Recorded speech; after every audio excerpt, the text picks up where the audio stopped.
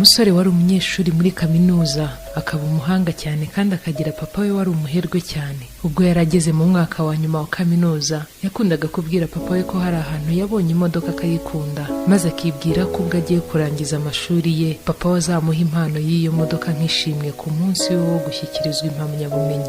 Nuko igihe cyo guhabwa impamyabumenyi kiragera, umusore nawe atangira gutekereza ko igihe kigiye kugera agahabwa impano y'ikirenga yifuzaga ku mubyeyi we cyane ko yari amwizeye, akumva ko ntacyo yamuburana. Igihe cyo guhabwa impamyabumenyi rero kigeze, yatangiye kujya abona bagenzi be bahabwa impano zitandukanye, ariko agakomeza kwiringira ko agomba kubona impano ihebuje kurusha izindi. Nuko mu birori byo guhabwa impamyabumenyi, papa we arahaguruka afata ijambo, amugenera impano, asaba umwe mu bana be ko yayimuhereza akayishyikiriza umuhungu we. Nuko umusore agiye kubona papa wamuhereje impano y'igitabo aratungurwa cyane, ndetse agahinda karamwica kuko atiyumvishaga ukuntu papa we yamuha impano iciriritse bigezaho. Umunsi w'ibirori byo gushyikirizwa impamyabumenyi warangiye, umusore yarakariye papa we cyane, ndetse ahita animuka iwabo ajya kwibana mu nzu ye wenyine.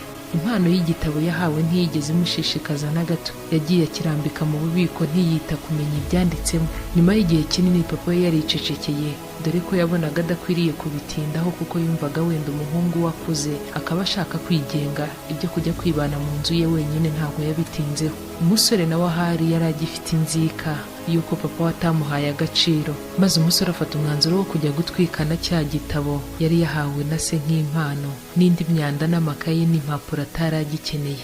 Ari mu gitondo nka 4 z'amanywa, asohokana cya gitabo n'indi myanda yose.